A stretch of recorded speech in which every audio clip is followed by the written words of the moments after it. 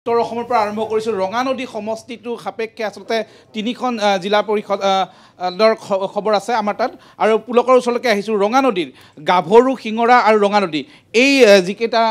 জিলা পৰিষদ আছে তাৰ কি খবৰ আছে এতিয়া নতুনকৈ শেহতীয়া খবৰ আমাৰ হাতলৈ যিমান দূৰ আহিছে ৰঙানদীত আচলতে কংগ্ৰেছ জয় হৈছে আৰু গাভৰুত কংগ্ৰেছৰ দখলতে আছে তাৰ সমান্তৰালকৈ আমি যদি চাওঁ পাব তাত আচলতে ৰাইজৰ দলৰ এটা আমি দেখিবলৈ পাইছোঁ ৰাইজৰ দলৰ ফাতেমা বেগম বুলি এগৰাকী জয়যুক্ত হৈছে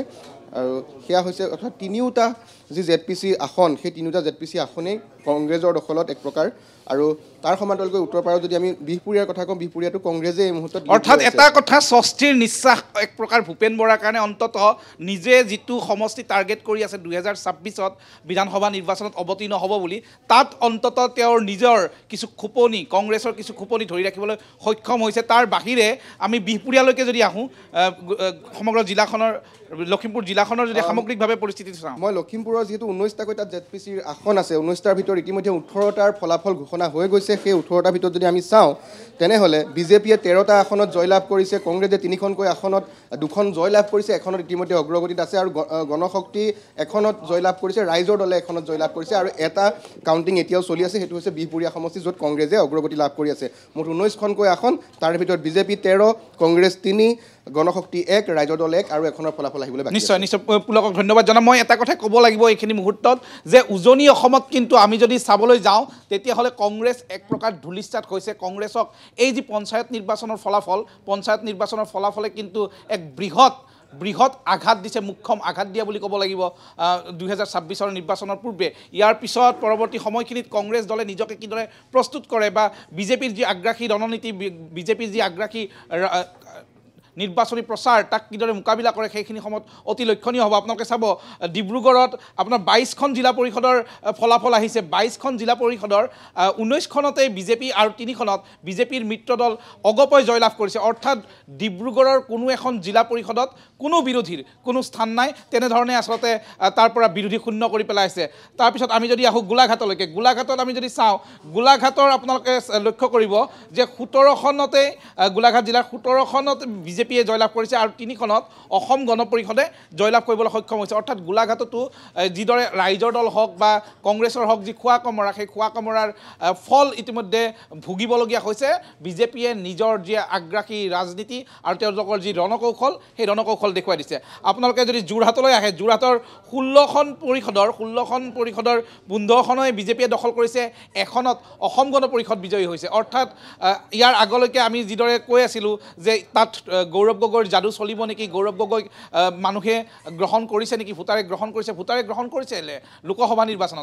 নিৰ্বাচনতকৈ পঞ্চায়ত নিৰ্বাচন পৃথক আৰু এই পৃথক নিৰ্বাচনত দেখা গৈছে তাত গৌৰৱ গগৈ নাই ইয়াত কি ফেক্টৰ থাকিব পাৰে সেয়া নিশ্চয়কৈ পেনেলত যিসকল আছে তেওঁলোকে বিশ্লেষণ কৰিব আৰু আপোনালোকে লক্ষ্য কৰিব গৌৰৱ গগৈৰ মানুহে তেওঁৰ যিখন তেওঁৰ মুখ চায়ে তেওঁক ভোট দিছিলে গৌৰৱ গগৈৰ যিটো ব্যক্তিত্ব সেই ব্যক্তিত্ব চাই বিগত লোকসভা নিৰ্বাচনত ভোট দিছিলে কিন্তু এইবাৰ গৌৰৱ গগৈ প্ৰকৃততে পঞ্চায়ত নিৰ্বাচনত তেওঁৰ হৈ দেহে কেহে খাটি দিয়া যিসকল কংগ্ৰেছৰ কৰ্মী আছে যিসকল তৃণমূল পৰ্যায়ৰ নেতা আছে যিয়ে এইবাৰ পঞ্চায়ত নিৰ্বাচনত অৱতীৰ্ণ হৈছে তেওঁলোকৰ হৈ আচলতে কিমান সময় দিছে আৰু তেওঁলোকক কিদৰে এই বিজেপিৰ বিৰুদ্ধে বিজেপিৰ যি আগ্ৰাসী ৰাজনীতি তাৰ বিৰুদ্ধে কিদৰে যুঁজিবলৈ তেওঁলোকক উদ্বুদ্ধ কৰিছে সেই কথাখিনি কিন্তু এই মুহূৰ্তত কংগ্ৰেছৰ বাবে অতি বিচাৰ কৰিবলগীয়া বিষয় তাৰ সমান্তৰালকৈ আৰু এটা কথা যিটো কথা আচলতে মুখ্যমন্ত্ৰী ডক্টৰ হিমন্ত বিশ্ব শৰ্মাই বাৰে বাৰে কৈ আছে যে ক'ৰবাত নহয় ক'ৰবাত গৌৰৱ গগৈয়ে তেওঁ এটা গণবিচ্ছিন্নৰ নিচিনা হৈ গৈছে বিহুৰ সময়ত চান্দা দিয়াৰ ভয়ত তেওঁ সমষ্টিলৈ নাযায় এনেধৰণৰ অভিযোগ আহি আছে বহু সময়ত আমিও অভিযোগ শুনি থাকোঁ যে তেওঁৰ যিসকল দলীয় কৰ্মীয়ে আচলতে তেওঁৰ লগত ঘূৰি থকা দলীয় কৰ্মীসকল বিভিন্ন সময়ত আচলতে তেওঁৰ প্ৰতি বিতুষ্ট হৈ পৰে কাৰণ তেওঁ কৰ্মীসকলৰ খবৰ নাৰাখে কিন্তু যি সময়ত তেওঁ লোকসভা নিৰ্বাচনত দলীয় কৰ্মীসকলে দেহে কেহে খাটি দিছিল সেই দেহে কেহে খাটি দিয়া দলীয় কৰ্মীসকলক তৃণমূল পৰ্যায়ৰ নেতাসকলক আজি যিদৰে সহায় কৰিব লাগিছিলে সেইটো কৰিব নোৱাৰিলে মই অকণমান অঞ্জুমণি বৰদলৈৰ ওচৰলৈ যাব বিচাৰিছোঁ যদি ধুবুৰীৰ খবৰ লওঁ ধুবুৰীত এতিয়া কেনেধৰণৰ পৰিৱেশ বিৰাজ কৰিছে ধুবুৰীৰ কংগ্ৰেছ আৰু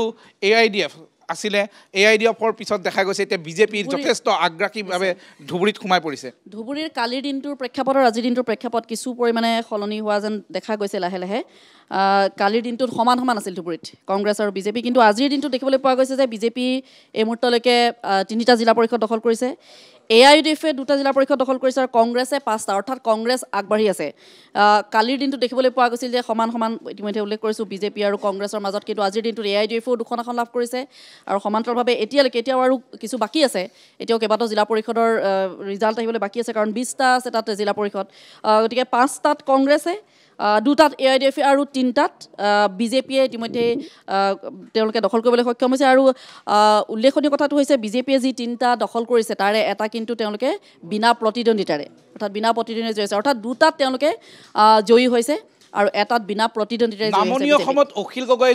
যথেষ্ট ক্ষিপ্ৰতাৰে যথেষ্ট যুদ্ধকালীনভাৱে আচলতে নামি পৰিছিল। অখিল গগৈ ৰাইজৰ দলৰ কেনেধৰণৰ ফলাফল আহিছে? ৰাইজৰ দলে কেৱল আঞ্চলিক পৰিষদতে হওক,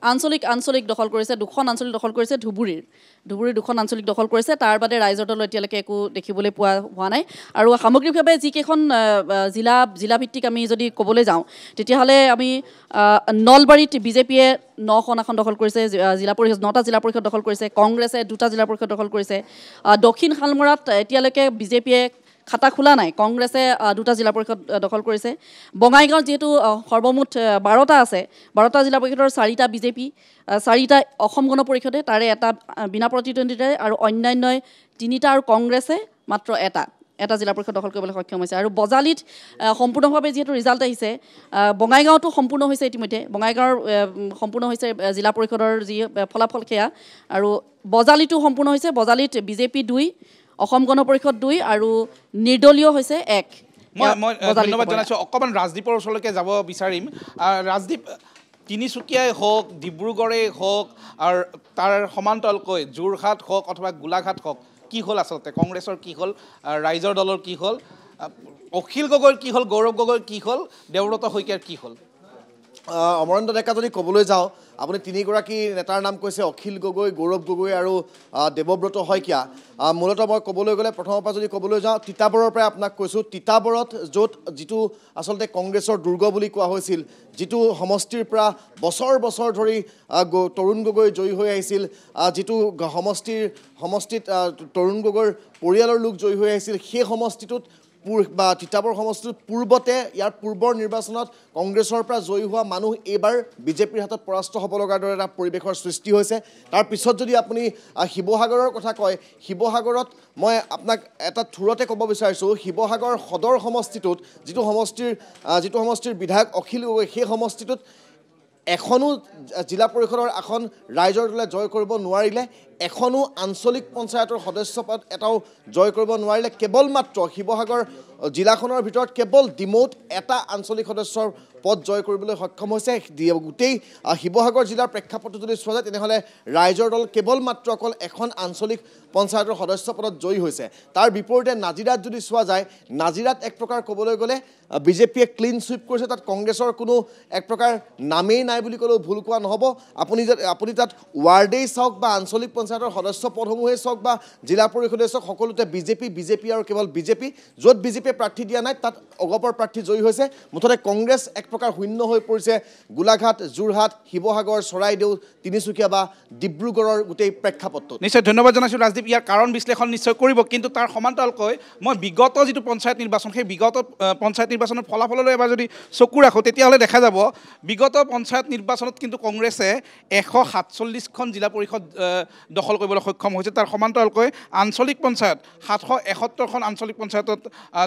তেওঁলোকে জয়লাভ কৰিবলৈ সক্ষম হৈছিল। তাৰ পূৰ্বত চাব, যি মুহূৰ্তত আচলতে বিজেপিয়ে খোপনি পুতিব পৰাই নাছিলে অসমত, যি মুহূৰ্তত নৰেন্দ্ৰ মোদী নামৰ ধুমুহাজাক ৰিপকৈ ববলৈ আৰম্ভ কৰিছিলহে, চুনামিৰ আৰম্ভ হৈছিলেহি, সেইখিনি সময়তে অৰ্থাৎ 2013 চনৰ যদি পঞ্চায়ত নিৰ্বাচনলৈ লক্ষ্য কৰোঁ, তেতিয়াও বিজেপিয়ে 15খন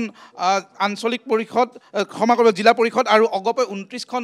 জিলা পৰিষদ তেতিয়াই দখল কৰিছিলে। এইবাৰ তাতকৈ বেয়া হ'ব নেকি তেনেধৰণৰ শংকা এটা আছিলে, কিন্তু যি নহওক এতিয়া শেষৰ ফালে অন্ততঃ ধুবুৰী, ৰঙানদী, লখিমপুৰ জিলাৰ ৰঙানদী সমষ্টিৰ অন্তৰ্গত জিলা পৰিষদত কিছু উন্নত প্ৰদৰ্শন দেখা গৈছে। ধুবুৰীতো কিছু ফলাফল ভাল হৈছে, আৰু বাকী দেখা যাব অন্যান্য সমষ্টিসমূহত কি হয়। বৰাকৰ যদি অলপ খবৰ ল'ব পাৰোঁ, তাৰ সমানকৈ সুদৰ্শন আছে, মই সুদৰ্শন ওচৰলৈকে যাব বিচাৰিম। সুদৰ্শন,